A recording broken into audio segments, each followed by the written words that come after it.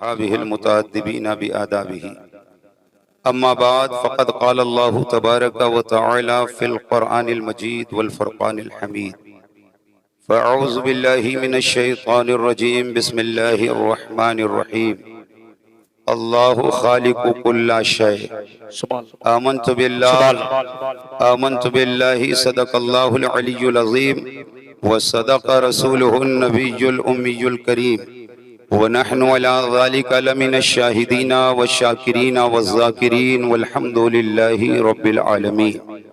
आइए सबसे पहले हम और आप सभी हजरात मिलकर नबी रहमत, शफी उम्मत, मालिक जन्नत, सरापर रहमत, मक्की सरकार, मदनी ताजदार, दोनों आलम के मालिक व मुख्तार, सैयद अबरार व अखियार, रसूल अकरम, नूर मुजस्सम, रहमत आलम, ताजदार अरब व अजम, मालिक रिकाब उमम, अहमद मुश्तबा मोहम्मद मुस्तफ़ा सल्लल्लाहु ताला अलैहि वसल्लम की मुक़द्दस बाबरकत पुरअज़मत बारगाह करम में अपनी गुलामी का सबूत देते हुए वालिहाना, खादिमाना, आशिकाना, गुलामाना, ईमानदाराना अंदाज में दुरूद पाक की डाली मोहब्बत की थाली में सजा कर पेश करें और पढ़ें। अल्लाहुम्मा सल्लि अला सय्यदिना शफीअना हबीबना मौलाना मुहम्मदिन बारिक वसल्लिम सलातun व सलामुन अलैका या रसूल अल्लाह सल्लल्लाहु तआला अलैहि व बारका व सल्लमा व शर्रफा व कररमा। जिन जिन हजरात को दुरूद पाक याद हो बआवाज़े बुलंद फिर से पढ़ें। अल्लाहुम्मा सल्लि अला सय्यदिना शफीअना हबीबना मौलाना मुहम्मदिन बारिक वसल्लिम सलातुन व सलामुन अलैका या रसूल अल्लाह सल्लल्लाहु तआला अलैहि व बारका व सल्लम। शाम ढले से लेकर अब तक यके बाद दीगरे आप हजरात ने नातो मनकबत के अशार भी समात फरमाए, कुरान पाक की तिलावत भी आपने समात की। आज के जलसे की सरपरस्ती फरमा रहे हैं उस्ताजुल कुर्रा साहिबुल फजीलत हजरत बाबरकत हजरत हाफिज व कारी मोहम्मद कसीम रज़वी साहब। और हमारे इस मेंबर पर आज हमारे एक दीनी भाई जो जलसे की सदारत फरमाते, चूंकि मदरसे की जिम्मेदारी होती है इसलिए वो मदरसे तशरीफ ले जा चुके। मेरी मुराद पैकरे अखलास व मोहब्बत उस्ताजुल कुर्रा हजरत हाफिज व कारी मोहम्मद नसीम साहब क़िबला दामत बरकातुहुल आलिया जो मुझसे बड़ी मोहब्बत फरमाते हैं और गालिबन वो प्रोग्राम देख भी रहे हैं और सुन भी रहे हैं। चंद कुर्सियां खाली हैं, मैं आपसे गुजारिश करूंगा कि कुर्सियां कोई छोड़ता नहीं है। कुर्सी के लिए बहुत सारी दुश्वारियां हैं, लिहाजा कुर्सी जो खाली है उसे पुर कर लीजिए। थोड़ी देर आप हजरात के रूबरू हाजिर हुआ हूँ, चंद जरूरी बातें आप हजरात के गोश गुजार करूंगा, तवज्जो से समाअत फरमा लें। हद से बढ़ा जो जुल्म तो सरकार आ गए, हद से बढ़ा जो जुल्म तो सरकार आ गए, दुनिया में बेकसों के मददगार आ गए।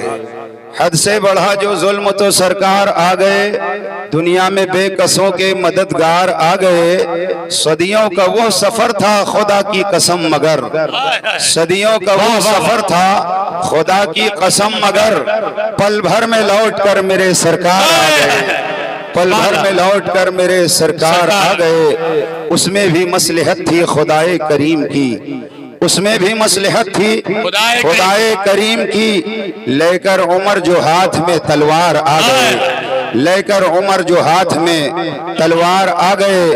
और आज के इस जलसे की सजावट बनावट देख करके मक्ता पढ़ना पड़ रहा है कि साहिर यहाँ के फैज का आलम न पूछिए, साहिर यहाँ के फैज का आलम न पूछिए, लगता है आज बज़्म में सरकार आ गए, लगता है आज बज़्म में सरकार आ गए। साहिर यहाँ के फैज का आलम न पूछिए, लगता है आज बज़्म में सरकार आ गए। तलवार न नेजा न सिपर लेके चले हैं, तलवार न नेजा न सिपर लेके चले हैं, हम शाहे मदीना की नजर लेके चले हैं। अब गर्दिशे दौरा न डरा पाएगी हमको, अब गर्दिशे दौरा न डरा पाएगी हमको, कांधे पे कफन हाथ में सर लेके चले हैं, वो हो नहीं सकते कभी नाकाम जहां में, वो हो नहीं सकते कभी नाकाम जहां में, जो माँ की दुआओं का असर लेके चले हैं, जो माँ की दुआओं का असर लेके चले हैं। जिस घर की जियारत भी इबादत है तबस्सुम, जिस घर की जियारत भी इबादत है तबस्सुम, हम अपनी निगाहों में वो घर लेके चले हैं। एक मर्तबा दाएं से लेकर बाएं तक, आगे से लेकर पीछे तक पूरा मजमा एक जबान हो करके बावाज़े बुलंद दुरूद पाक पढ़े। अल्लाहुम्मा सल्ली अला सय्यदिना शफीअना हबीबना मौलाना मुहम्मदिन बारिक वसल्लम सलातुम व सलामन अलैका या रसूल अल्लाह सल्लल्लाहु तआला अलैहि व बारक वसल्लम। दुनिया के पहले इंसान कौन? पूरी दुनिया में सबसे पहला आदमी कौन? सबसे पहला इंसान कौन? सबसे पहला बशर कौन? पूरी दुनिया में सबसे पहले हजरत सैयदना आदम अला नबीना अलैहि सलातु व तस्लीम की जलवागरी हुई और अल्लाह ने लिबासे बशर में सबसे पहले आदम अलैहिस्सलाम को दुनिया में भेजा। आदम अलैहिस्सलाम से पहले कोई आदमी नहीं, कोई इंसान नहीं, कोई बशर नहीं। सबसे पहले अल्लाह ने अपनी कुदरत कामिला से आदम अलैहिस्सलाम को पैदा फरमाया और आदम अलैहिस्सलाम से ही इंसानों की आबादी का सिलसिला शुरू हुआ है। पूरी दुनिया में कोई कहीं भी पैदा हो, अगर वो पैदा हो रहा है तो वो आदम की औलाद है। चाहे वो उत्तर प्रदेश में पैदा हो, वो आदम की औलाद है। चाहे वो बांग्लादेश में पैदा हो, आदम की औलाद है। चाहे वो अफगानिस्तान में पैदा हो, आदम की औलाद है। चाहे वो अफ्रीका में पैदा हो, आदम की औलाद है। चाहे वो सीरिया में पैदा हो, आदम की औलाद है। चाहे वो मक्के में पैदा हो, आदम की औलाद है। चाहे वो मदीने में पैदा हो, आदम की औलाद है। चाहे वो चीन में पैदा हो, आदम की औलाद है। चाहे वो जापान में पैदा हो, आदम की औलाद है। और वो आदमी ही नहीं जो आदम की औलाद ना हो, वो इंसान ही नहीं जो आदम की औलाद ना हो। जो अयोध्या में पैदा हो वो भी आदम की औलाद है, जो काशी में पैदा हो वो भी आदम की औलाद है, जो मथुरा में पैदा हो वो भी आदम की औलाद है। मगर अल्लाह ने सबसे पहले आदम अलैहिस्सलाम को पैदा फरमाया और जन्नत में रखा। जब तक मेरे रब ने चाहा आदम अलैहिस्सलाम जन्नत में रहे, जन्नत की नेमतों से लुत्फ अंदोज होते रहे, जन्नत के गुलो गुलजार का मुशाहिदा करते रहे। मगर अल्लाह ने आदम अलैहिस्सलाम को जब जन्नत से जमीन पर उतारा, तवज्जो, अल्लाह ने आदम को जन्नत से जमीन पर जब उतारा तो अरब में नहीं उतारा, कहीं और नहीं उतारा। अल्लाह ने आदम को जन्नत से जमीन पर जब उतारा तो भारत की सरजमीन पर उतारा है। भारत की सरजमीन पर उतारा है। गोया एक नबी जमीन पर सबसे पहले अगर कहीं तशरीफ लाया है तो वो नबी भारत की सरजमीन पर तशरीफ लाया है। भारत की सरजमीन पर आदम अलैहिस्सलाम सबसे पहले तशरीफ लाए और आदम अलैहिस्सलाम जब भारत में तशरीफ लाए तो सुनिए, कुछ लोग कहते हैं आदम अलैहिस्सलाम को अल्लाह ने खता की बुनियाद पर जन्नत से निकाला। मैं कहता हूं अगर आदम अलैहिस्सलाम से वो खताए इज्तिहादी न सरजद होती तो दुनिया की आबादी का सिलसिला शुरू न होता। जमीन पर आदम के तशरीफ लाने में बहुत सारी हिकमतें हैं, मगर एक हिकमत मैं आपको बताता हूं। आदम अलैहिस्सलाम अगर जन्नत में रहते तो पुश्ते आदम में जो नबी के गद्दार हैं, जो नबी के दुश्मन हैं, वो छुपे रहते और जन्नत में टहलते रहते, जन्नत में घूमते रहते।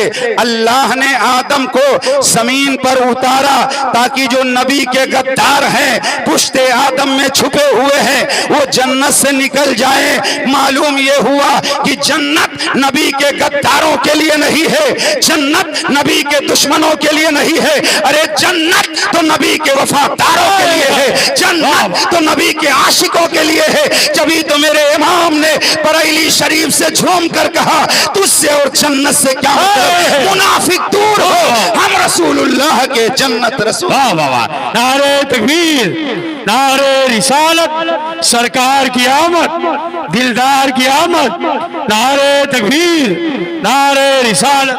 आपके इल्म में इजाफा हो जाए, ये बात शायद आप पहली बार सुन रहे हो।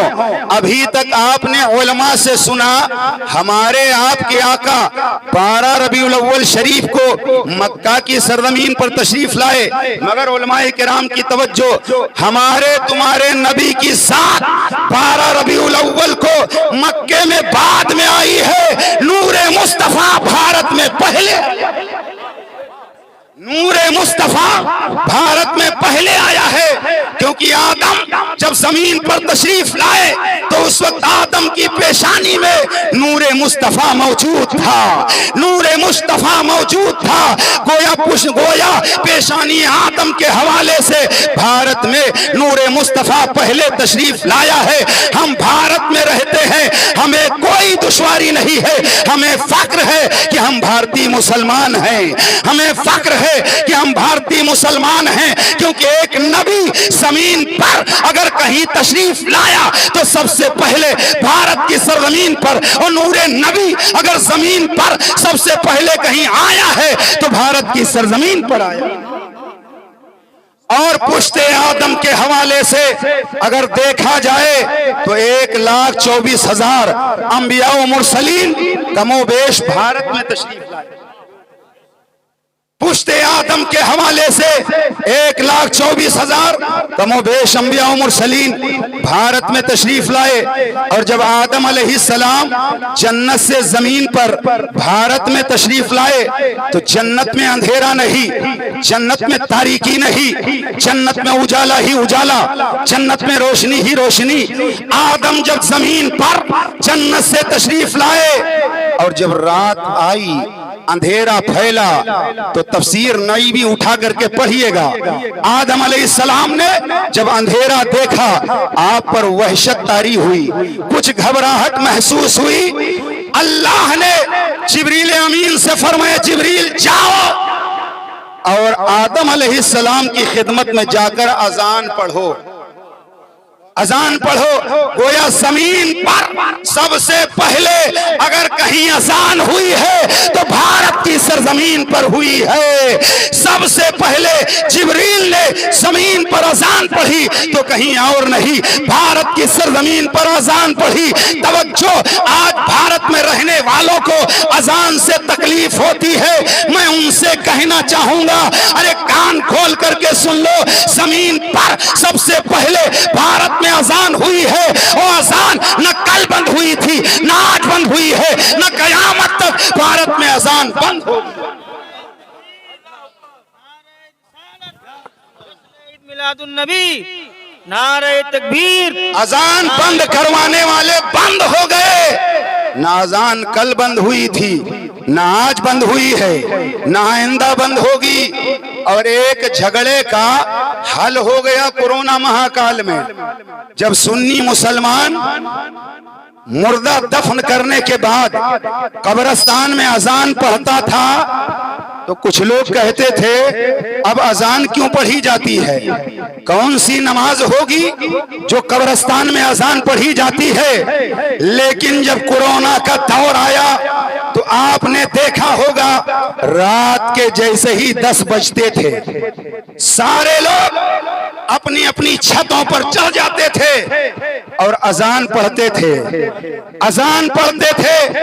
और सारे लोग यानी अकीदे पर यहाँ झगड़ा नहीं, जो जिंदगी भर अजान पर झगड़ा करते रहे वो भी अपनी छत पर खड़े होकर अजान पढ़ते रहे। मैंने एक साहब से पूछा, आप लोग तो कहते थे कब्रिस्तान में अजान क्यों पढ़ी जाती, अब कौन सी नमाज होगी, मुझे बताएं। रात में 10 बजे अपने छत पर खड़े होकर अजान क्यों पढ़ते हो? तो उन्होंने जवाब दिया, अजान इसलिए पढ़ता हूं ताकि बीमारी भाग जाए, परेशानी दूर हो जाए, सारी तकलीफ मिट जाए।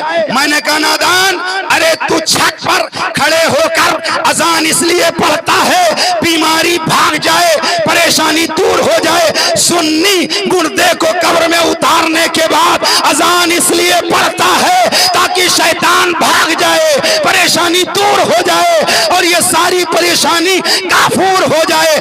पता चला कि अजान पढ़ना, जो हम अजान पढ़ते थे कोई गलत नहीं करते थे, जब मुसीबत आई तो वो भी अजान पढ़ने लगे। और हम तो भारत में रहते हैं, कोई अजान बंद करवाना चाहे भारत में अजान बंद नहीं करवा सकता। अल्लाह ने जिब्रील को भारत में भेजा, सबसे पहले जमीन पर जिब्रील अमीन ने अजान पढ़ी।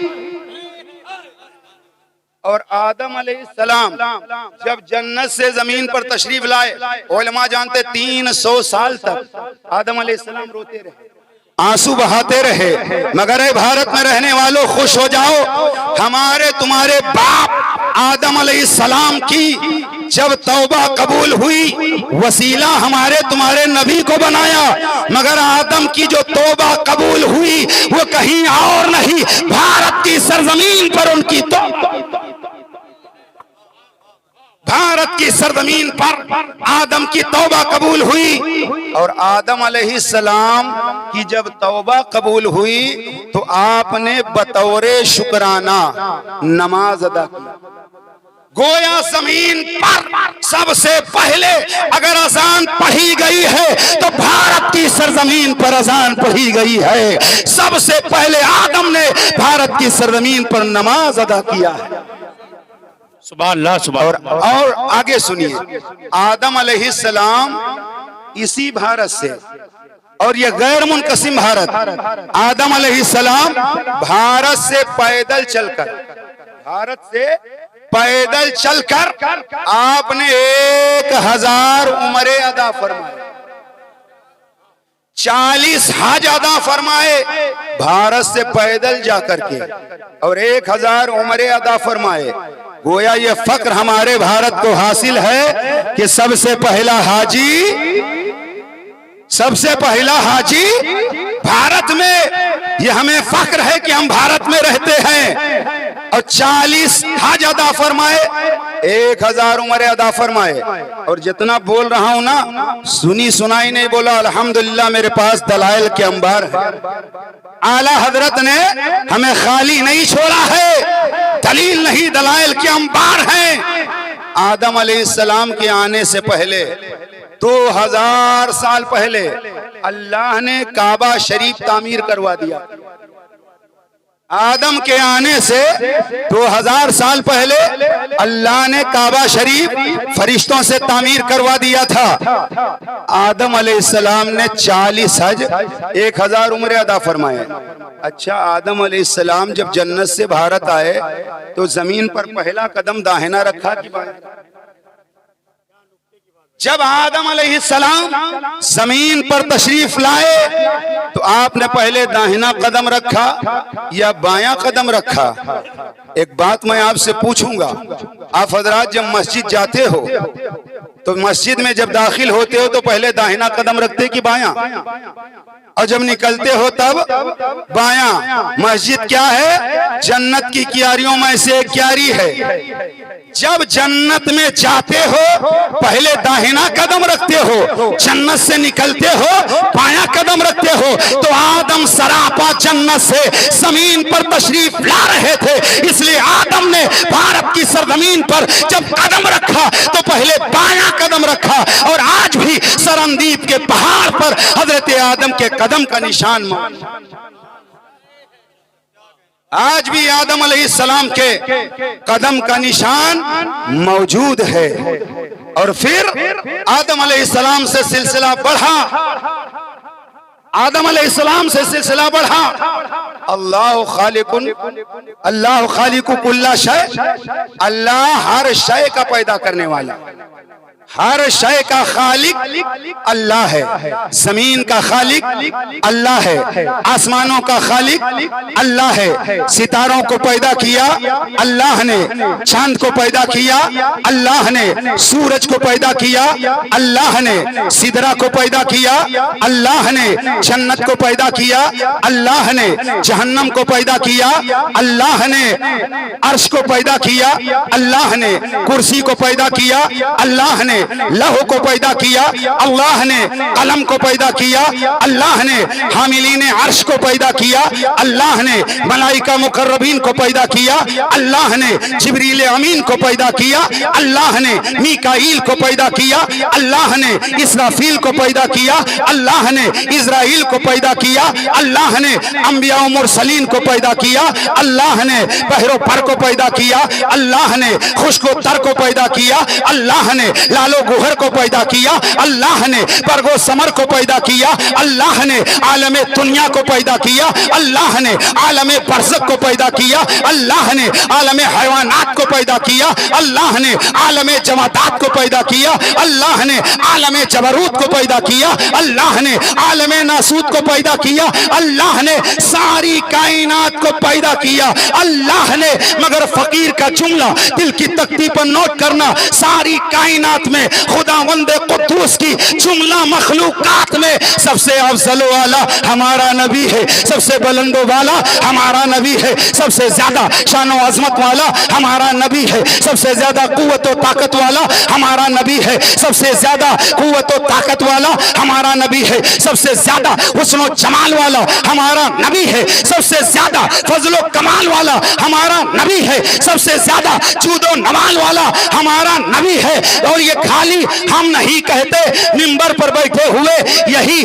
सारे हजरत कहते हैं, बल्कि हजरतों के हजरत कहते हैं, इमाम अहले सुन्नत कहते हैं, आला हजरत कहते हैं। सबसे औला वाला हमारा नबी, सबसे पाला वाला हमारा नबी, अपने मौला का प्याला प्यारा हमारा नबी, दोनों आलम का दूल्हा हमारा नबी। क्या खबर कितने तारे खिले छुप गए, पर न डूबे न डूबा हमारा नबी। सब चमक वाले उजलों में चमका किए, अंधे शीशों में चमका हमारा नबी। सारे अच्छों में अच्छा समझिए जिसे है उस अच्छे से अच्छा हमारा नबी। सारे ऊंचों में ऊंचा समझिए जिसे है उस ऊंचे से ऊंचा हमारा नबी। कौन देता है, देने को मुंह चाहिए, देने वाला है सच्चा हमारा नबी। कमजदों को रजा मुजदा दीजिए की है, बेकसों का सहारा,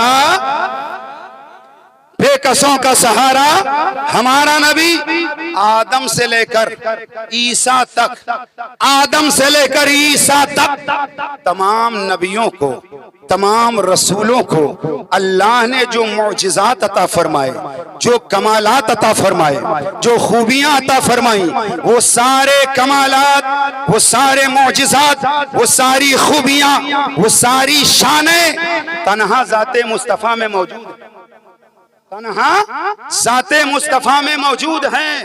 चाहे वो इल्म की खूबी हो, चाहे वो अमल की खूबी हो, चाहे वो हिल्म की खूबी हो, चाहे वो खल्क की खूबी हो, चाहे वो खुल्क की खूबी हो। और मैं तो कहता हूँ वो खूबी खूबी ही नहीं जो ज़ाते मुस्तफ़ा में मौजूद ना हो, वो कमाल कमाल ही नहीं जो ज़ाते मुस्तफ़ा में मौजूद ना हो, वो जमाल जमाल ही नहीं जो ज़ाते मुस्तफ़ा में मौजूद ना हो। हुस्न यूसुफ दमे ईसा यदे बैज़ा दारी, आचे खूबा हमादारन तू तन, आचे खूबा हमादारन तू तन्हादारी। यही वजह है जब आदम को दुनिया ने देखा तो सफीउल्लाह कह के पुकारा, जब मूसा को दुनिया ने देखा तो कलीमुल्लाह कह के पुकारा, जब ईसा को दुनिया ने देखा तो रूहुल्लाह कह के पुकारा, जब इब्राहीम को दुनिया ने देखा तो खलीलुल्लाह कह के पुकारा, जब दुनिया ने इस्माइल को देखा तो ज़बीउल्लाह कह के पुकारा। मगर देखने वाले ने जब सैयदा आमिना के लाल को देखा, देखने वाले ने जब रहमतुल लिल आलमीन को देखा, देखने वाले ने जब सैयदुल मुरसलीन को देखा, देखने वाले ने जब रसूल कायनात को देखा, देखने वाले ने जब जाने कायनात को देखा, देखने वाले ने जब रूहे कायनात को देखा, देखने वाले ने जब असले कायनात को देखा, तो गोया पुकार उठा, सरवर कहूं कि मालिको मौला कहूं तुझे, सरवर कहूं कि मालिको मौला कहूं तुझे, बागे खलील का गुले सेबा कहूं तुझे, तेरे तो वस्फ आइबे तनाही से है बरी, हैरान हूं मेरे शाह कि क्या क्या कहूं तुझे, लेकिन रजा ने खत्म सुखन इस पे कर दिया, खालिक का बंदा खल्क का आका कहूं तुझे। नारे तकबीर, नारे रिसालत, जश्न ईद मिलादुन नबी, सरकार की आमद, दिलदार की आमद, नारे तकबीर, नारे रिसालत। हजरत अबू हुरैरा रदी अल्लाह ताला अन्हु से पूछिए नबी कैसे थे, तो फरमाते माराई तो शयन अहसना मिन रसूलिल्लाह सल्लल्लाहु अलैहि वसल्लम, मैंने सरकार से ज्यादा खूबसूरत कोई चीज देखी ही नहीं। हजरत जाबिर बिन समरा से पूछो, फरमाते हैं 14वीं रात का चांद चमक रहा था, मैं टहलते टहलते मस्जिद नबवी पहुंच गया, मैंने देखा एक तरफ आसमान का चांद चमक रहा है, दूसरी तरफ मदीने का चांद चमक रहा है। सहाबी फरमाते हैं कभी उधर कभी इधर, कभी इधर कभी उधर, मैं देखता रहा और ये सोचता रहा लाओ पता लगाऊं आसमान का चांद ज्यादा खूबसूरत है या मदीने का चांद ज्यादा खूबसूरत है। सहाबी की बात सुनो, वो फरमाते हैं जब मैंने दोनों में मुआजिना किया तो मुझे तो ऐसा लगा कि आसमान का चांद मदीने के चांद से हुस्न की खैरात मांग रहा है। जब भी तो किसी कहने वाले ने कहा मैं वो शायर नहीं जो चांद कह दूं उनके चेहरे को, मैं उनके नक्शे पापे चांद को कुर्बान करता हूं। चांद से तशबीह देना ये भी क्या इंसाफ है? चांद में तो दाग है, हजरत का चेहरा साफ है। और शेर अहले सुन्नत मौलाना हशमत अली खान फरमाते हैं या रसूल अल्लाह चेहरा है तेरा आईने हुस्न इलाही, देखे तेरा जलवा तो तड़प जाए नजर भी। और अल्लामा जामी कहते हैं या साहिबल जमाल वो या सैयदल बशर में वजहकल मुनीर लकन्नुविल कमर ला युमकिनु सनाउ कमा काना हक़हु बादस खुदा बुजुर्ग तुई किस्सा। पूरी दुनिया में अंबिया और मुरसलीन के बाद सबसे अफजल मर्तबा है अबू बकर सिद्दीक रदी अल्लाह ताला अन्हु। चलो अबू बकर सिद्दीक से पूछा जाए, आप अफजलुल खल्क बादल अंबिया हैं, उठते बैठते आपने रसूलुल्लाह को देखा, सोते जागते आपने रसूलुल्लाह को देखा, खाते पीते आपने रसूलुल्लाह को देखा, रज़्मो बज़्म में आपने रसूलुल्लाह को देखा, बार बार आपने रसूलुल्लाह को देखा। ए सिद्दीक़ अकबर आप बताएं क्या आपने कभी मेरे नबी की तरह किसी को देखा है? तो सिद्दीक़ अकबर का जवाब होगा मैंने नबी की तरह किसी को देखा ही नहीं। सैयदना उमर बिन खत्ताब की बारगाह में चलकर पूछा जाए हुजूर आप बताएं आपने नबी को देखा है लेकिन क्या मेरे नबी की तरह किसी और को देखा है? तो उनका जवाब होगा मैंने नबी की तरह किसी को देखा ही नहीं। ऐ उस्मान गनी आप बताएं अल्लाह के हबीब ने यके बाद दीगरे 2 बेटियां आपको अता फरमाई, क्या आपने मेरे नबी की तरह किसी को देखा? तो उस्मान गनी का जवाब होगा मैंने नबी की तरह किसी को देखा ही नहीं। ऐ मौलाए कायनात, ऐ दामादे पैगंबर, ऐ फतह खैबर, आप तो बाबे मदीनतुल इल्म हैं, आपने नबी को देखा है, आप बताएं क्या मेरे नबी की तरह किसी और को देखा है? उनका जवाब होगा मैंने नबी की तरह किसी को देखा ही नहीं। इमाम हसन से पूछा जाए हुजूर आप बताएं क्या आपने नबी की तरह किसी और को देखा है? इमाम हसन का जवाब होगा मैंने नाना की तरह किसी को देखा ही नहीं। इमाम हुसैन आप बताएं आपने मेरे नबी की तरह किसी को देखा? उनका जवाब होगा मैंने नाना की तरह किसी को देखा ही नहीं। ऐ बिलाले हबशी आप बताएं क्या आपने मेरे नबी की तरह किसी को देखा? उनका जवाब होगा मैंने नबी की तरह किसी को देखा ही नहीं। ऐ सलमान फारसी आप बताएं क्या आपने मेरे नबी की तरह किसी को देखा? उनका जवाब होगा मैंने नबी की तरह किसी को नहीं देखा। ऐ बिलाले हबशी आप बताएं क्या आपने मेरे नबी की तरह किसी को देखा है? उनका जवाब होगा मैंने नबी की तरह किसी को नहीं देखा। ऐ सुहेब रूमी आप बताएं क्या आपने मेरे नबी की तरह किसी को देखा है? उनका जवाब होगा, मैंने नबी की तरह किसी को देखा ही नहीं। ऐ सादी बिन नबी वक्कास, आप बताएं क्या आपने मेरे नबी की तरह किसी को देखा है? उनका जवाब होगा, मैंने नबी की तरह किसी को देखा ही नहीं। ऐ अबू तलहा अंसारी, आप बताएं क्या आपने मेरे नबी की तरह किसी को देखा है? उनका जवाब होगा, मैंने नबी की तरह किसी को नहीं देखा। ऐ अब्दुल्ला इब्ने उमर, आप बताएं क्या आपने नबी की तरह किसी को देखा है? उनका जवाब होगा, मैंने नबी की तरह किसी को नहीं देखा। अरे जिसने नबी को देखा है उसने जवाब दिया, मैंने नबी की तरह किसी को देखा ही नहीं। मगर हो सकता है कोई कहे ये तो नबी के गुलामों की बात है, ये तो नबी के आशिकों की बात है, ये तो नबी के चाहने वालों की बात है, इसलिए उन्होंने इतना लंबा चौड़ा दावा कर दिया। वरना दुनिया में एक से एक हुस्न वाले मौजूद हैं। मिस्र जाओ, हुस्न के चलवे नजर आएंगे, कश्मीर जाओ, हुस्न के नजारे नजर आएंगे। तो चलो आखिरी हवा, चलो इस वक्त फैसला ले लिया जाए और उससे पूछा जाए। इस वक्त चलो, हम नहीं पूछते कलियर वालों से, चलो हम नहीं पूछते किछोछा वालों से, चलो हम नहीं पूछते बरेली वालों से, चलो हम नहीं पूछते अजमेर वालों से, चलो हम नहीं पूछते बगदाद वालों से, चलो चल करके सिदरा वालों से पूछा जाए, सिदरा वालों से पूछा जाए। जिब्रील अमीन, हजरत आदम को आपने देखा है, हजरत शीस को आपने देखा है, हजरत यहया को आपने देखा है, हजरत नूह को आपने देखा है, हजरत इदरीस को आपने देखा है, हजरत जकरिया को आपने देखा है, हजरत मूसा को आपने देखा है, हजरत यहया को आपने देखा है, हजरत सुलेमान को आपने देखा है, हजरत ईसा को आपने देखा है, हजरत दानियाल को आपने देखा है। ऐ जिब्रील अमीन, कुरान आप लेकर आए हो, तौरेत आप लेकर आए हो, इंजील आप लेकर आए हो, ज़बूर आप लेकर आए हो, सहीफे आप लेकर आए हो। ऐ जिब्रील अमीन, मशरिक को आपने देखा है, मगरिब को आपने देखा है, शिमाल को आपने देखा है, जुनूब को आपने देखा है, अंबिया मुरसलीन को आपने देखा है, मलाइका मुकर्रबीन को आपने देखा है। ऐ जिब्रील अमीन, आप बताओ, आपने तो सारी कायनात को देखा है, क्या आपने कहीं मेरे नबी की तरह देखा है? तो गोया जिब्रील अमीन बोल पड़े, यही बोले सिदरा वाले, चमने जहां के थाले सभी मैंने छान डाले, तेरे पाए का ना पाया, तुझे यक ने एक बनाया, तुझे यक ने एक बनाया, तुझे हमद है खुदाया। गोया जिब्रील अमीन ने जवाब दिया, मैंने आदम से ईसा तक तमाम नबियों को देखा, मगर नबी की तरह किसी को नहीं देखा। मैंने मशरिक में देखा, मगर नबी की तरह किसी को नहीं देखा। मैंने मगरिब में देखा, मगर नबी की तरह किसी को नहीं देखा। मैंने उत्तर देखा, नबी की तरह किसी को नहीं देखा। मैंने दक्षिण में देखा, नबी की तरह किसी को नहीं देखा। मलाइका के झुरमुट में देखा, नबी की तरह किसी को नहीं देखा। अंबिया की सफों में देखा, नबी की तरह किसी को नहीं देखा। और मैं तो कहता हूं, भला जिब्रील अमीन मेरे नबी की तरह किसी को देखते कैसे, जब अल्लाह ने अपने नबी की तरह किसी को बनाया ही नहीं, किसी को पैदा ही नहीं किया। ना अरब में पैदा किया, ना अजम में पैदा किया, ना माजी में पैदा किया, ना हाल में पैदा किया, ना मुस्तकबिल में पैदा किया। जब तो बरेली शरीफ से इमाम अहमद रजा ने कलम उठाया और लिख दिया, इरशाद फरमाया, लमियाती नजीरू कफी नजरिन मिसले तू न शुद्ध पैदा जाना, जगराज का ताज तोरे सरसू है, तुझको शहीद सरा।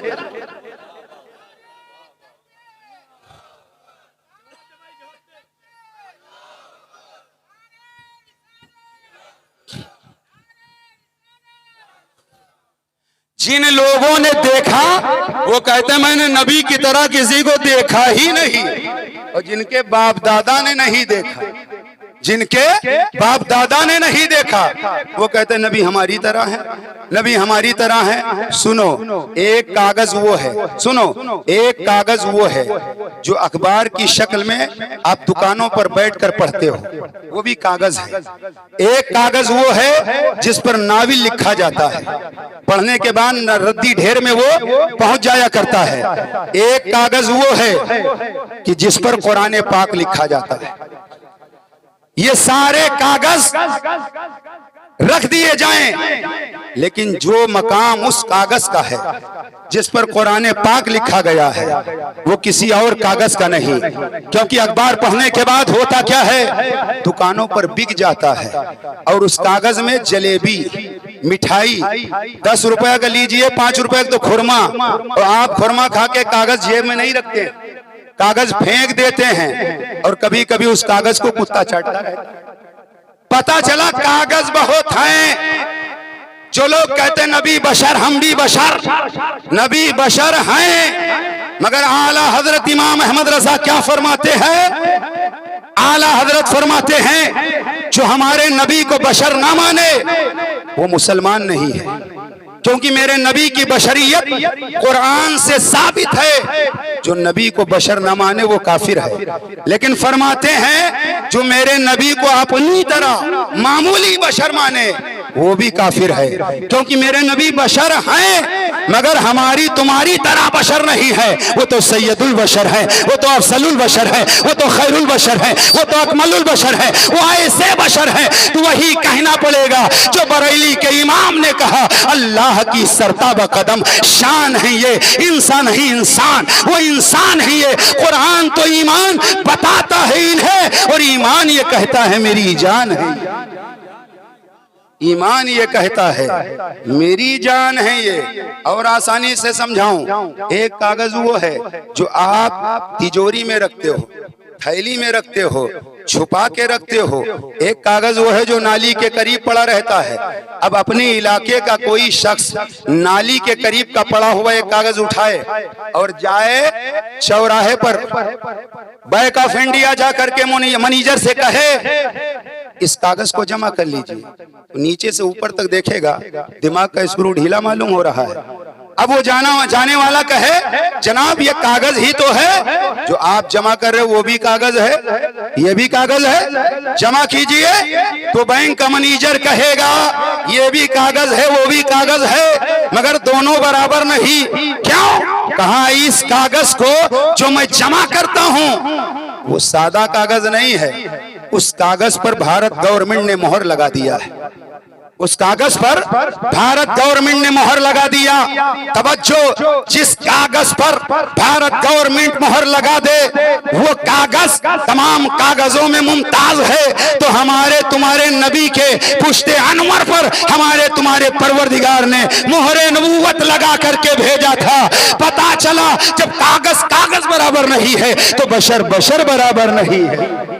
धोखे में आना जाए कहीं आ गई, आकाए कायनात लिबासे बशर में है।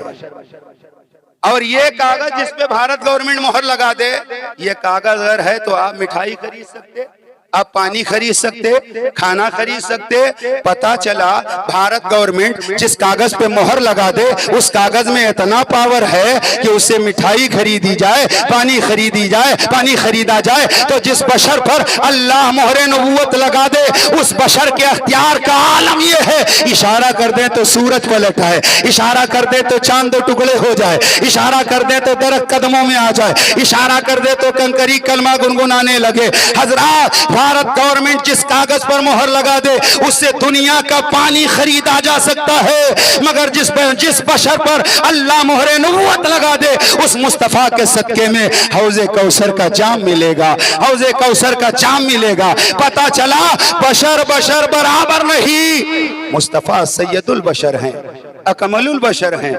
और सुनो, ये उलमाए किराम है, आग और पानी, आग और पानी अगर एक ही वक्त में आग और पानी से फायदा लेना चाहें तो आप नहीं ले सकते। आप अगर चाय बनाना चाहें तो आग को पानी में डालिए, पानी को आग में डालिए, चाय बनेगी। आग और पानी से अगर आप फायदा लेना चाहते हैं तो बीच में एक ऐसी चीज हो जो वसीला बन जाए। आप दौड़े हुए गए, कागज की एक पतीली लेकर आए, आपने पानी डाला, पानी ने गला दिया, आपने आग पर रखा, आग ने जला दिया, चाय बन न सकी। आप दौड़े हुए गए लकड़ी की दुकान पर, एक लकड़ी की पतीली बना दीजिए। लकड़ी की पतीली लाए, आपने गैस ऑन किया, उसके बाद जैसे ही आपने रखा, पानी डाला, लकड़ी को गैस ने जला दिया। पता चला आग और पानी से एक ही वक्त में अगर फायदा लेना है तो बीच में जो वसीला और वास्ता हो वो ऐसा हो कि आग की गर्मी भी झेले, पानी की ठंडक भी बर्दाश्त करे। आप दौड़े हुए गए, मौई चौराहे से एक स्टील की पतीली लेकर आए, आपने आग रोशन किया और उस पतीली को रख दिया, दूध दूध डाला, चाय की पत्ती डाली, शक्कर डाली। अब आप चाहे चाय तैयार करें, चाहे कोरमा बनाएं, चाहे बिरयानी बनाएं, अब आपका हर मामला हल हो जाएगा, क्योंकि बीच में जिसको आपने वसीला बनाया है वो पानी की ठंडक भी बर्दाश्त कर रहा है, पानी की गर्मी भी बर्दाश्त कर रहा है। हजरात तवज्जो, अल्लाह नूर ही नूर था, इंसानियत जुल्मत ही जुल्मत। एक इंसान कलेजा पीट कर मर जाता, नूर खुदा से कोई फायदा न ले पाता। अल्लाह नूर था, इसलिए अपने महबूब को अल्लाह ने नूर बनाया। और अल्लाह नूर, मुस्तफा नूर, ताकि नूर नूर से लेता रहे। और मुस्तफा को बशर इसलिए बनाया ताकि मुस्तफा उम्मत को देते रहे, उम्मत को अता फरमाते रहे। पता चला अब अल्लाह ने अपने महबूब को हकीकत नूर की अता फरमा दी है, लिबास बशर का अता फरमा दिया है, ताकि एक हाथ से अल्लाह से लेते जाए, दूसरे हाथ से बंदों को देते जाए। जभी तो मेरे इमाम कहते हैं रव है मोती ये है कासिम, इसको उसका है खिलाते ये है, ठंडा ठंडा मीठा मीठा पीते हम है पिलाते ये है। कौन देता है देने को मुंह चाहिए, देने वाला है सच्चा हमारा नबी। मेरे नबी नूर भी हैं, मेरे नबी बशर भी हैं। अल्लाह ने नूर बनाया देने के लिए, बशर बनाया उम्मत को अता फरमाने के लिए। और अल्लाह का करम देखो, कोई अपना महबूब किसी को दिखाता भी नहीं है, मगर अल्लाह ने अपना महबूब हमें और आपको अता फरमा दिया। दुनिया का महबूब, अगर दो मुहिब एक महबूब से प्यार करें तो लड़ने मरने पर तैयार हो जाते हैं। वो कहता ये मेरा महबूब है, दूसरा कहता मेरा महबूब है। मगर अल्लाह के महबूब की शान देखो, करोड़ों लातादाद मुस्तफा से मोहब्बत करने वाले, मगर आशिकों में कभी झगड़ा नहीं होता। नबी के वफादार तो नबी के लिए जान देने को तैयार रहते हैं। और दुनिया के महबूब का हाल ये है कि अगर महबूब बूढ़ा हो जाए तो कोई बूढ़े से प्यार नहीं करता, कोई आयब हो जाए उससे प्यार नहीं करता। मगर अल्लाह के महबूब की शान ये है कि अल्लाह के महबूब बचपन में थे तो लाजवाब थे, जवानी में आए तो लाजवाब, बुढ़ापे में आए तो लाजवाब। और मेरे आका सल्लल्लाहु ताला अलैहि वसल्लम जमीन पर जब रहे तो लाजवाब, और मक्के में रहे तो कायनात के महबूब, मदीने में रहे तो कायनात के महबूब, सफर में रहे तो कायनात के महबूब, हजर में रहे तो कायनात के महबूब, मज़ारे मुकद्दस में है तो कायनात के महबूब। अरे 70,000 मलाइका सुबह हाजिर होते हैं, 70,000 मलाइका शाम हाजिर होते हैं, और जो एक मर्तबा आ जाता है दोबारा मौका नहीं मिलता है। अल्लाह ने अपना महबूब हमें और आपको अता फरमा दिया, और न पहले ऐसा किसी का महबूब था, न आज किसी का ऐसा महबूब है, न आइंदा किसी का ऐसा महबूब होगा, क्योंकि अल्लाह ने अपने महबूब को लाजवाब रखा है, बेमिसाल बनाया है। अल्लाह ने अपने महबूब को ऐसा बनाया है कि महबूब की तरह किसी को बनाया ही नहीं, महबूब की तरह किसी को नहीं बनाया। और जैसे ही रबीउल अव्वल शरीफ का चांद तुलू होता, आपने देखा होगा छोटे छोटे बच्चों के हाथ में झंडा, जवानों के हाथ में झंडा, बूढ़ों के हाथ में झंडा, लोगों के मकान की छतों पर झंडा। बोलो देखा है कि नहीं देखा है?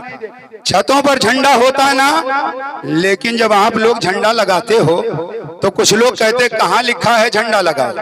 आज की महफिल में सुनो, ईमान ताज़ा करो, सबसे पहले आमदे रसूल के मौके पर झंडा किसने लगाया? रसूलुल्लाह की आमद पर सबसे पहले झंडा लगाने वाले जिब्रील अमीन है। झंडा लगाने वाले जिब्रील अमीन, लगवाने वाला रब्बुल आलमीन। और खुदा के घर खाने काबा में झंडा लगाया जा रहा है। अल्लाह ने आमदे महबूब के मौके पर अपने घर में झंडा लगा करके ये बता दिया, जब खुदा के घर में झंडा लगाया जा सकता है तो हमारे तुम्हारे घरों में बदरजे औला झंडा लगाया जा सकता, बदरजे औला झंडा लगाया जा सकता। एक रवायत ये है कि रसूल पाक की आमद पर एक झंडा मशरिक में यानी पूरब में, दूसरा झंडा मगरिब में, एक झंडा खाने काबा की छत पर। और काबा शरीफ जहां है दुनिया का बीचों बीच है, दुनिया का बीचों बीच है। और एक रवायत है कि 3 झंडे, एक हजरत आमिना की छत पर, दूसरा बैतुल मुकद्दस की छत पर, तीसरा खाने काबा की छत पर। हजरात, अब मैं आपका जहन चाहूंगा, थोड़ी सी तवज्जो कीजिए। रसूल पाक की आमद पर काबे की छत पर झंडा लगाया, बात समझ में आती है, मगर दुनिया के एक कोने में, दुनिया के दूसरे कोने में झंडा क्यों लगाया गया, इसको समझिए। दुनिया के हर मुल्क का कोई ना कोई परचम होता है। हम भारत में रहते हैं, हमारे यहाँ का जो कौमी परचम है वो तिरंगा परचम है, वो तिरंगा परचम है। हर साल 15 अगस्त को, 26 जनवरी को हम परचम लहराते हैं। अगर कोई शख्स भारत का रहने वाला 15 अगस्त का जश्न मनाए भारत में और झंडा लेकर चले और कहे इस बार 15 अगस्त का जश्न हम अफगानिस्तान में चलकर मनाएंगे, चलते चलते जैसे ही अफगानिस्तान के बॉर्डर पर पहुंचेगा उसे रोक लिया जाएगा। कहां जा रहे हो? वो कहेगा अफगानिस्तान नहीं जा सकते। कहा क्यों? कागज हमारे दुरुस्त हैं, वीजा हमारे पास है, पासपोर्ट हमारे पास है, चेक कर लीजिए। उसने कहा सब ठीक है मगर अफगानिस्तान नहीं जा सकते। कहा क्यों? कहा इसलिए नहीं जा सकते कि तुम्हारे हाथ में भारत का लहराता हुआ परचम है। ये परचम वहीं तक लहराया जाएगा जहां तक भारत की सरहदों सीमा है, जहां पर भारत की हुकूमत है। दूसरी जगह पर यह परचम लहराता हुआ लेकर नहीं जा सकते। तवज्जो, ऐसे ही कोई अफगानिस्तान का लहराता हुआ झंडा भारत लेकर नहीं आ सकता। जब इतना आपने समझ लिया कि जिस मुल्क का जो परचम है उसी मुल्क में लहराया जाएगा, दूसरे मुल्क में झंडा लहराया नहीं जा सकता, तो जहन हाजिर फरमाइए, अगर नबी की आमद के मौके पर खाली काबे की छत पर झंडा लहरा दिया जाता तो कुछ सरफिरे कहते नबी की हुकूमत सिर्फ मक्के में है, मगर अल्लाह ने नबी की आमद पर मशरिक में झंडा लगवाया, मगरिब में झंडा लगाया, दुनिया के एक कोने में, दुनिया के दूसरे कोने में झंडा लगवा करके दुनिया को यह बता दिया मेरा हबीब वो है जिसकी हुकूमत सिर्फ मक्के में नहीं है, जिसकी हुकूमत सिर्फ मदीने में नहीं है, जिसकी हुकूमत सिर्फ अजब में नहीं है, जिसकी हुकूमत सिर्फ अरब में नहीं है। ये वो रसूल हैं जिनकी हुकूमत चांद की चांदनी पर भी है, जिनकी हुकूमत सूरज की रोशनी पर भी है, जिनकी हुकूमत दरिया की रवानी पर भी है, जिनकी हुकूमत मौजों की तुगयानी पर भी है। ये वो रसूल हैं जिनकी हुकूमत कायनात के जर्रे जर्रे पर है। आमद रसूल के मौके पर एक कोने में और दूसरे कोने में झंडा लगा करके ये बता दिया गया ये आने वाला मुहताज नबी नहीं है, ये मुख्तार नबी है, मुख्तार कायनात है। जो चाहो मांग लो, मेरे नबी हयात हैं, जो मेरे नबी हयात हैं, जो चाहो मांग लो, मुख्तारे कायनात हैं, जो चाहो मांग लो। और एक इशारा करके बात आगे बढ़ाएं। जब किसी की छत पर बीजेपी पार्टी का झंडा लगाया जाता तो लोग समझ जाते यार बीजेपी पार्टी का है। जब कांग्रेस पार्टी का झंडा लगाया जाता लोग समझ जाते कांग्रेसी है।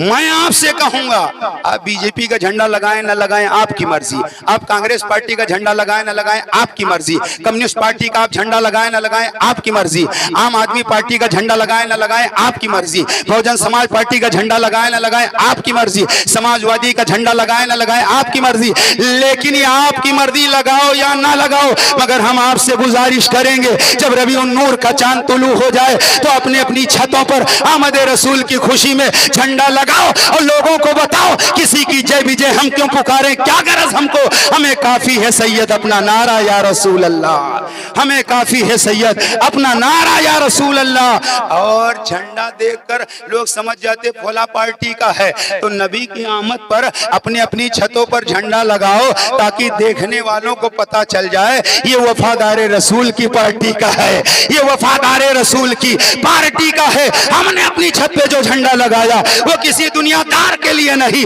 बल्कि आमद रसूल की खुशी में झंडा। और अगर अपनी गाड़ी पर झंडा लगाकर निकल जाएं और जिसकी हुकूमत हो तो गाड़ी रोकी नहीं जाती। अरे फुला पार्टी का आदमी है, अब भी ना समझोगे।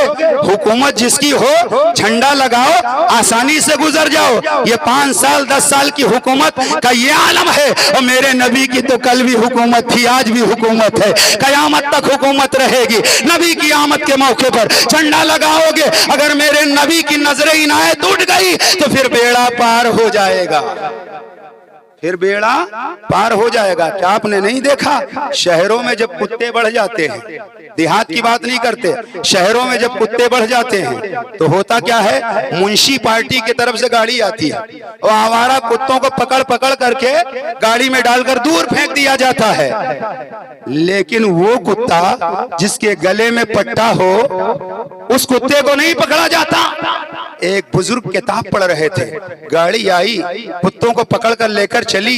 एक कुत्ता जिसके गले में बड़े बड़े बाल थे, धोखे में उसे पकड़ लिया, पट्टा नजर ना आया, गाड़ी पे बिठा के चंद कदम चले, कुत्ते ने गर्दन हिलाई, पट्टा नजर आया, कहा गाड़ी रोक दो, ये तो किसी का पालतू है, हम तो फालतू पकड़ते हैं, पालतू नहीं पकड़ते, ये तो किसी का वफादार है। गाड़ी रोक दी गई, रोकने के बाद उसे गाड़ी से उतार दिया गया। वो बुजुर्ग ये जब मंजर देखते हैं तो बेहोश हो जाते हैं। कुछ देर के बाद जब होश आया, लोगों ने कहा हजरत आप पर बेहोशी क्यों आ गई? कहने लगे मुझे कयामत का मंजर याद आ गया। मैंने देखा कुत्ते को पकड़ा गया और लेकर गाड़ी वाले चले, मगर जैसे ही पट्टा नजर आया ये कहकर छोड़ दिया गया, ये तो किसी का पालतू कुत्ता है। मुझे कयामत का मंजर याद आ गया। हमारे पाप की बुनियाद पर, हमारे गुनाहों की बुनियाद पर अगर फरिश्ते हमें पकड़ कर ले गए और नबी की नजरें इनायत उठ गई, नबी फरमाएंगे इसे कहां लेकर आ गए हो? ये तो मेरे, इसके गले में तो मेरी गुलामी का पट्टा है, इसके गले में तो मेरी वफादारी का पट्टा है। जब फरिश्ते देखेंगे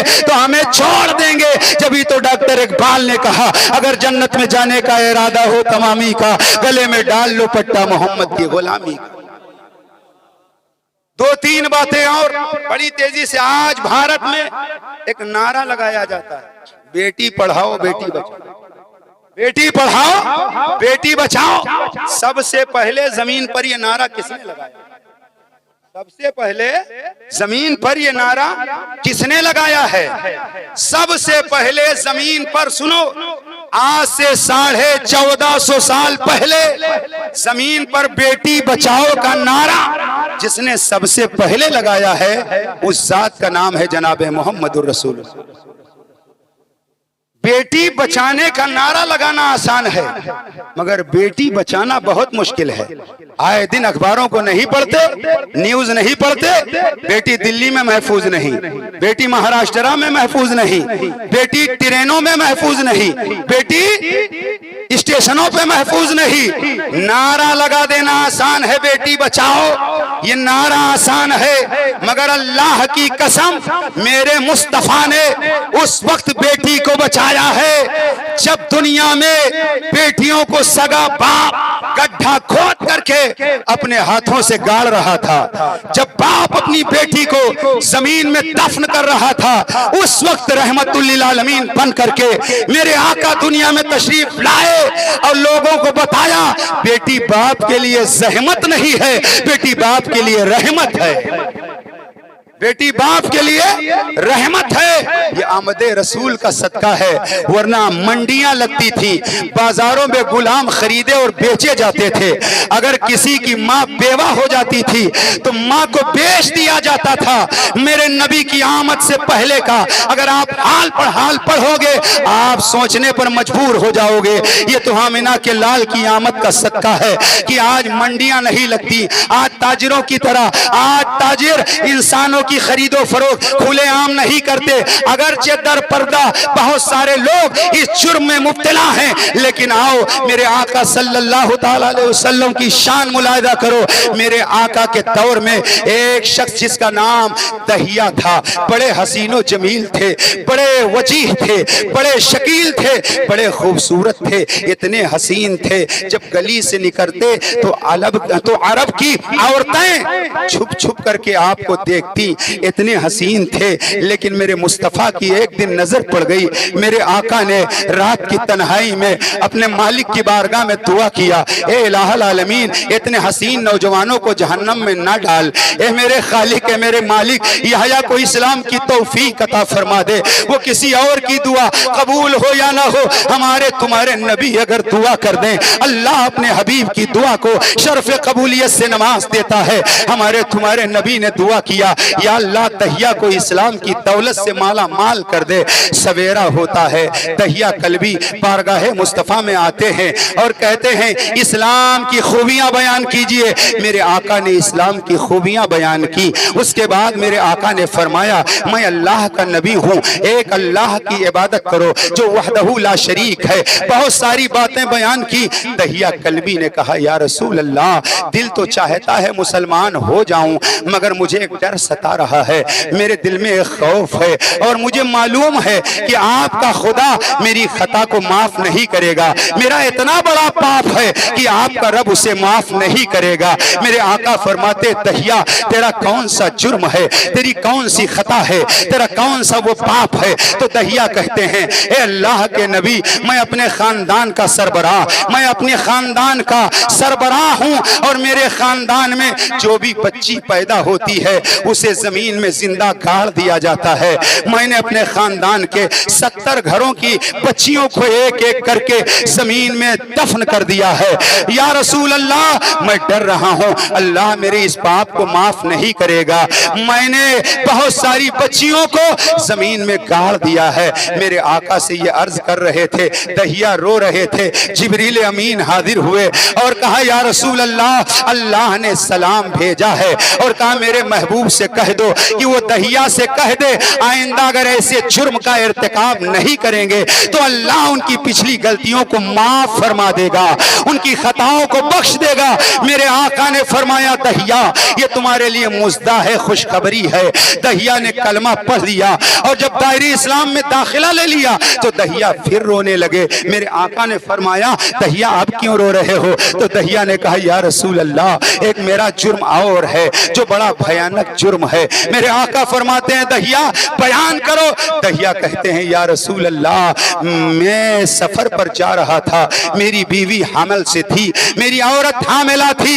मैं जब जाने लगा, मैंने अपनी बीवी से कहा, अगर लड़का पैदा हो जाए तो उसकी हिफाजत करना, अगर लड़की पैदा होगी तो जमीन में गड्ढा खोद करके दफन कर देना। या रसूल अल्लाह, मैं सफर के लिए रवाना हो गया। कई महीने के बाद जब मैं वापस आया, दरवाजे पर दस्तक दिया तो मेरे दरवाजे पर दस्तक देने के बाद एक छोटी सी बच्ची आई, उसने दरवाजा खोल दिया, और जब उसने दरवाजा खोला, मैंने अपने घर में इस बच्ची को देखा तो मुझे गुस्सा और बढ़ गया, मेरे घर में ये बच्ची कौन है?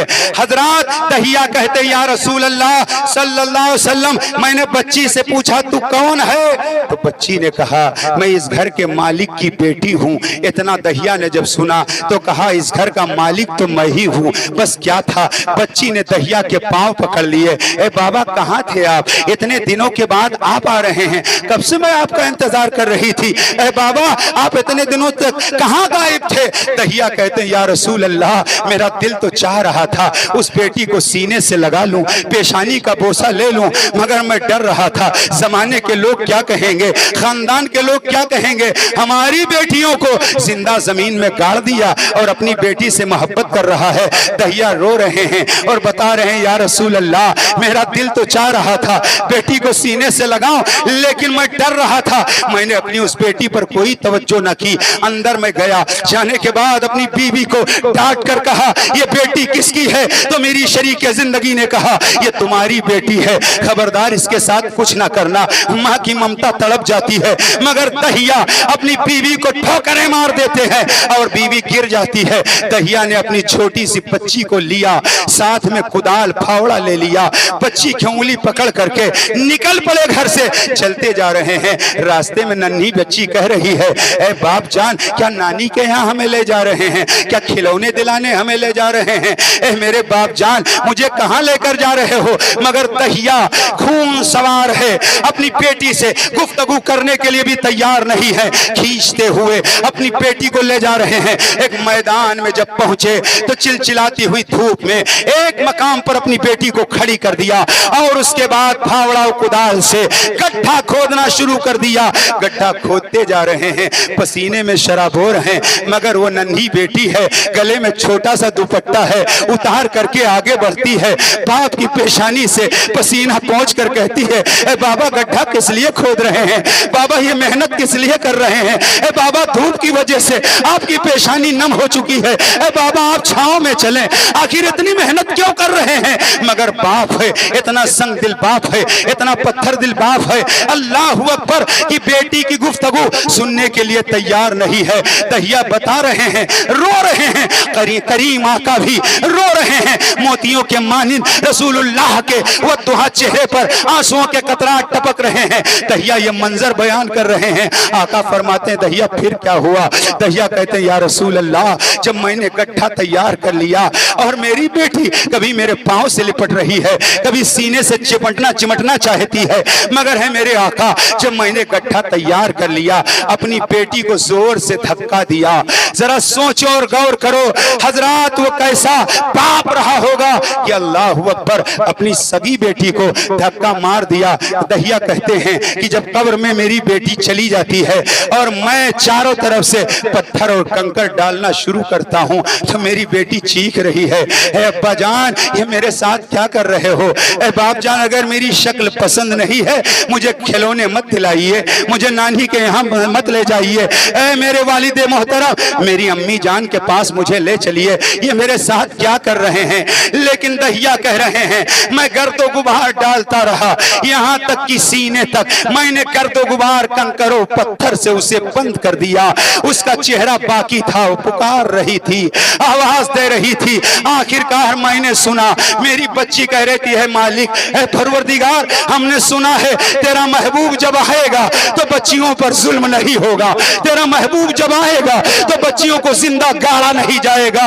ए मालिक, जब तेरा महबूब आएगा तो बच्चियों पर हत्या नहीं, बच्चियों की हत्या नहीं की जाएगी। ए मेरे मालिक, वो अपना महबूब भेज दे ताकि बच्चियों पर जुल्म ना होने पाए, ताकि बच्चियों को जमीन में ना गाड़ा जाए। दहिया कहते हैं, या रसूल अल्लाह, ये मेरा जुर्म है, बताओ मैं क्या कर सकता हूँ? तब तक कि जिब्रील अमीन हाजिर हुए और उन्होंने कहा, या रसूल अल्लाह, दहिया को मुस्ता सुना दो कि या रसूल अल्लाह, कलमे की बरकत से अल्लाह ने दहिया के साबिका गुनाहों को माफ फरमा दिया है, साबिका खताओं को माफ कर दिया है। हजरात जरा सोचो और गौर करो, मेरे नबी की आमद से पहले का ये हाल था। कोई एक बेटी गाड़ता था, फक्र महसूस करता था, कोई दो बेटी जिंदा गाड़ता था, फक्र महसूस करता था, कोई चंद बेटियां गाड़ता था, फक्र महसूस करता था। मगर मेरे नबी की आमद ने आकर के बता दिया, जिस जमाने में औरतों पर जुल्म किया जा रहा था, जिस वक्त औरतों को मारा जा रहा था, और हजरात बेवाओं का तो हाल ये था, अगर किसी का शौहर इंतकाल कर जाता तो बेवा को जीने का हक नहीं दिया जाता, बेवा को एक कमरे में बंद कर दिया जाता, थोड़ा सा खाना दिया जाता, मुद्दत पूरी हो जाती तो उसे गंदे जानवर पर बिठाकर शहरों में घुमाया जाता, ये साबित किया जाता ये मनहूस औरत है, इसने अपने शौहर को हड़प कर लिया है। मगर हमारे तुम्हारे नबी ने दुनिया में आकर के जब पहला निकाह किया है, आज नबी की शादियों पर लोग एतराज कर रहे हैं, वो कान खोल करके नबी की सीरत पढ़ें और नबी की तारीख जिंदगी जान ले। मेरे नबी ने जब पहला निकाह किया है तो 16 साल की किसी दोशीजा से निकाह नहीं किया है, 18 साल की किसी कुंवारी लड़की से निकाह नहीं किया है। जब मेरे नबी ने पहला निकाह किया है तो मेरे नबी की उम्र शरीफ 25 साल थी। मेरे नबी ने जिससे निकाह किया है उस औरत का नाम खदीजतुल कुबरा, खदीजा बेवा। मेरे नबी 25 साल के, खदीजा 40 साल के। फिर मक्के में कौन कबीला था जो ये नहीं चाहता था अब्दुल्ला के बेटे का निकाह हमारे खानदान से हो जाए? मगर मेरे नबी ने सारी कुंवारियों को ठुकरा करके एक बेवा से निकाह कर लिया। जब ये निकाह हुआ तो जमाने में लोग चीख पड़े, ए अब्दुल्ला के बेटे, तुम्हारे लिए कुंवारियों की कमी नहीं थी, तुमने सारी कुंवारियों को ठुकरा करके एक बेवा से निकाह क्यों कर लिया? तो नबी की रहमतों ने जवाब दिया था, ए निकाह करने वालों सुन लो, तुम भी निकाह करते हो, हमने भी निकाह किया है, तुम भी शादी करते हो, हमने भी शादी किया है, मगर तुम्हारे निकाह का फलसफा और है, हमारे निकाह का फलसफा और है। अरे तुम लोग शादी करते हो नफसानी लज्जत के लिए, मोहम्मद ने निकाह किया है बेवाओं की इज्जत के लिए।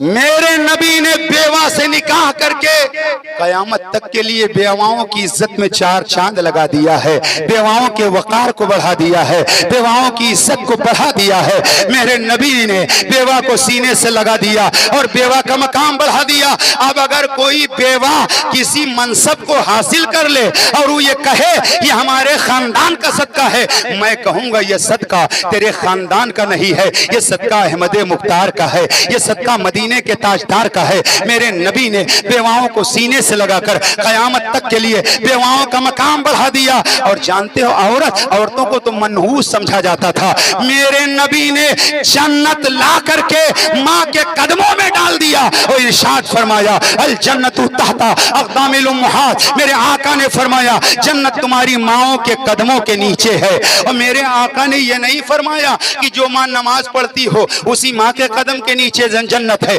जिस माँ ने हज किया हो उसी माँ के कदम के नीचे जन्नत है, जो माँ रोजा रखती हो उसी माँ के कदम के नीचे जन्नत है, जो माँ मुत्तकी हो उसी माँ के कदमों के नीचे जन्नत है। नहीं, मेरे आका ने मुतलक फरमाया, अल्लाह ने मेरे नबी ने मुतलक फरमाया जन्नत तुम्हारी माओं के कदमों के नीचे है। पता ये चला कि माँ की खिदमत करो जन्नत मिल जाएगी, माँ से मोहब्बत करो जन्नत मिल जाएगी। मगर आज जो लोग दीन इस्लाम से गाफिल हैं, नबी की तारीख से ना वाकिफ हैं, वो अपनी माँ पर जुल्म करते हैं। कोई अपनी माँ को घर से निकाल रहा है, कोई अपनी माँ को मार रहा है, कोई अपने माँ बाप को गालियां दे रहा है। मेरा जुमला दिल की तख्ती पर नोट कर लो, कोई कितना बड़ा नमाजी क्यों ना हो, कोई एक दो नहीं 1000-2000 हज कर ले, लेकिन अगर उसके माँ बाप उससे नाराज हैं उसे जन्नत नहीं मिलेगी। अगर जन्नत में जाना है तो माँ बाप की रजा जरूरी है, माँ बाप की खुशनुदी जरूरी है। तुम माँ बाप को नाराज करके 50 हज कर लो, वो हज तुम्हारे मुंह पे मार दिए जाएंगे, क्योंकि अल्लाह और रसूल की रजा माँ बाप की रजा में है। जिसने माँ बाप को राजी कर लिया उसने अल्लाह और रसूल को राजी कर लिया है। और कुर्बान जाओ, दुनिया में किसी माँ का बेटा इंजीनियर है, बस समेट रहा हूं सुनिए, दुनिया में किसी माँ का बेटा इंजीनियर है, दुनिया में किसी माँ का बेटा डॉक्टर है, दुनिया में किसी माँ का बेटा मास्टर है, दुनिया में किसी माँ का बेटा डायरेक्टर है, दुनिया में किसी माँ का बेटा प्रोफेसर है, दुनिया में किसी माँ का बेटा सिपाही है, दुनिया में किसी माँ का बेटा थानेदार है, दुनिया में किसी माँ का बेटा चौकीदार है, दुनिया में किसी माँ का बेटा वो टीआई है, दुनिया में किसी माँ का बेटा वजीर है, दुनिया में किसी माँ का बेटा वजीर आजम है, दुनिया में किसी माँ का बेटा हाफिज कुरान है, दुनिया में किसी माँ का बेटा कारी कुरान है, दुनिया में किसी माँ का बेटा वली कामिल है, दुनिया में किसी माँ का बेटा सहाबी रसूल बना। लेकिन सैयदा आमिना तुम्हारे कदमों पर मेरे माँ बाप कुर्बान हो जाए। तुम्हारे शहजादे की शान ये है कि लोग दुनिया में आने के बाद मकाम हासिल करते हैं, लेकिन ऐ आमिना तुम्हारे शहजादे की शान ये है कि तुम्हारा शहजादा दुनिया में आने के बाद नबी नहीं बना, बल्कि वो नबी बनकर जलवागर हुआ, रहमतुल आलमीन बनकर जलवागर हुआ। दुनिया में लोगों के बेटों का ये मकाम, और मेरे नबी तो नबियों के नबी हैं, रसूलों के रसूल हैं, वो तो फरिश्तों के नबी हैं, वो तो मलाइका के नबी हैं।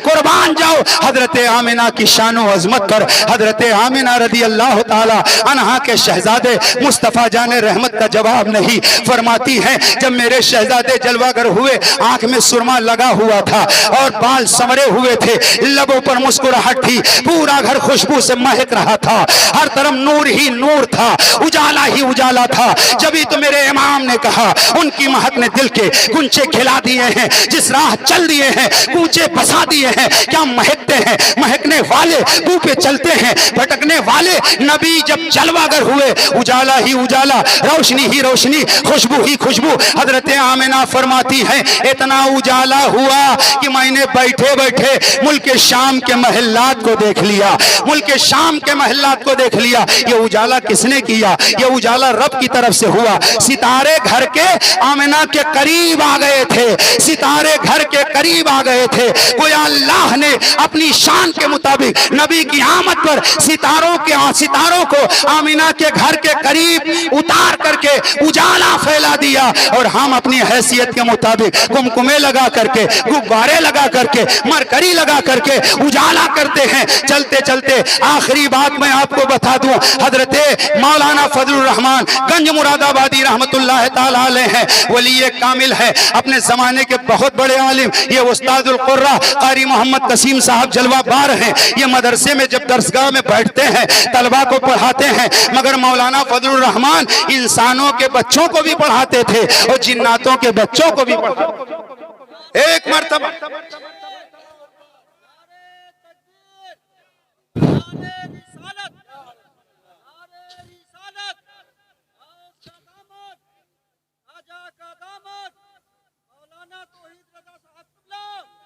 पता कैसे चला? पता ऐसे चला, मौलाना फजलुर रहमान ने फरमाया अलमारी पे गिलास रखा है, उठा लो। तलबा उठे, कोई चंद कदम बढ़ा, कोई 2-4 कदम बढ़ा, एक बच्चा वहीं से हाथ बढ़ाकर गिलास उठाकर हाजिर कर देता है। लोगों ने कहा हुजूर ये कौन सा बच्चा है, हम लोग तो वहां पहुंचे नहीं, इसने हाथ बढ़ा करके गिलास उठा दिया। तुम जानते हो मौलाना फजलुर रहमान ने फरमाया ये देखने में तुम्हारी तरह है, खाने पीने में तुम्हारी तरह है, उठने बैठने में तुम्हारी तरह है, मगर ये तुम्हारी तरह नहीं है, ये इंसानों का बच्चा नहीं, ये तो जिन्नात का बच्चा है। मौलाना फजलुर रहमान हर साल रबीउल अव्वल की पहली तारीख आती तो जानते हो मिट्टी के दिया जलाते, उजाला ही उजाला, और सैकड़ों की तादाद में मिट्टी के दिया जलाते, तेल डाल देते और मिट्टी के दिए रोशन कर देते।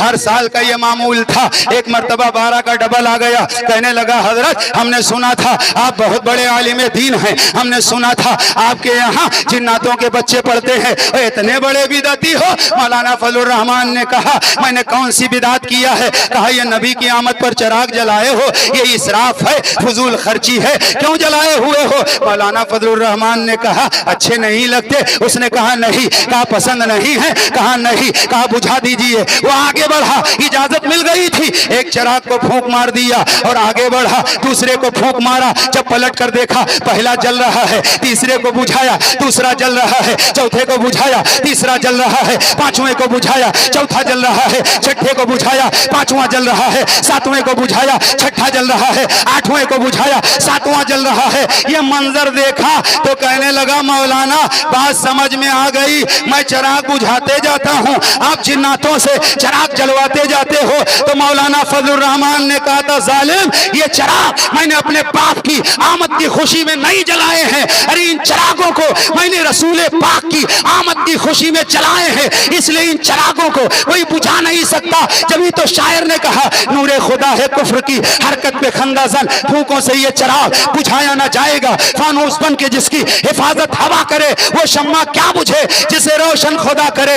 मौलाना फजलुर रहमान ने बता दिया ये चिराग नबी की आमद के मौके पर हमने जलाए हैं। मालूम ये हुआ कि नबी के गद्दारों को आमद रसूल की रोशनी पसंद नहीं आती है, अच्छी नहीं लगती है, लेकिन नबी के वफादारों का हाल ये है अपना घर भी रोशन करते हैं, महल्ला भी रोशन करते हैं, दुकानों मकान भी रोशन करते हैं। मेरे आला हजरत ने फरमाया लहद में इश्क रूखे शय का दाग लेके चले, अंधेरी रात सुनी थी चिराग लेके चले। ये चिरागे मोहब्बत अगर आपने अपने दिल में रोशन कर लिया तो आपकी कब्र में उजाला होगा, कब्र में लाइट होगी, कब्र में रोशनी होगी। आला हजरत फरमाते हैं, आला हजरत फरमाते हैं कब्र में लहराएंगे ताहशर चश्मे नूर के जलवा फरमा होगी जब तलहत रसूलुल्लाह की, यही वो चिराग चिरागे मोहब्बत है जिसे सिद्दीक अकबर ने रोशन किया, यही वो चिरागे मोहब्बत है जिसे फारूक आजम ने रोशन किया, यही वो चिरागे मोहब्बत है जिसे उस्मान गनी ने रोशन किया, यही वो चिरागे मोहब्बत है जिसे मौला अली ने रोशन किया, यही वो चिरागे मोहब्बत है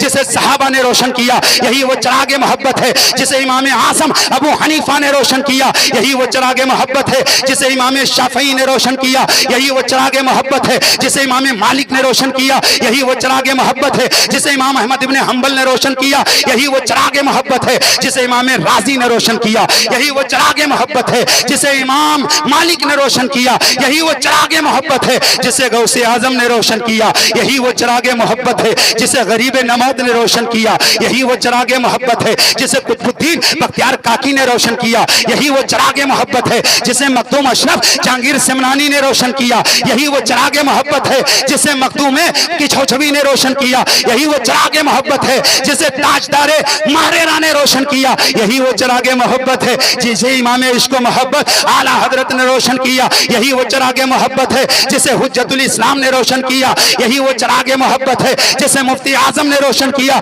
हाँ हाँ यही वो चिरागे मोहब्बत है जिसे पीरो मुर्शिद ताजुश शरिया ने रोशन किया। आला हजरत फरमाते हैं लहद में इश्क रुखे शय का दाग लेके चले अंधेरी रात सुनी। नबी की मोहब्बत का चिराग अपने दिल में रोशन कीजिए और नबी की मोहब्बत में आप खर्च कीजिए, आप नबी की मोहब्बत में तन मन धन से कुर्बान हो जाइए और मोहब्बतें दुनिया की सब दम तोड़ देंगी। एक मोहब्बत है जो कब्र में भी काम आएगी, हश्र में भी काम आएगी, मैदान क़यामत में भी काम आएगी और वो मोहब्बत है मेरे मुस्तफ़ा की, वो प्यार है मेरे आका का। आला हजरत सरकार फरमाते हैं आज ले उनकी पनाह, आज मदद मांग उनसे, कल ना मानेंगे क़यामत में अगर मान गया। ये महफिल नूर जिंदाबाद, पाइंदाबाद। अस्सलाम।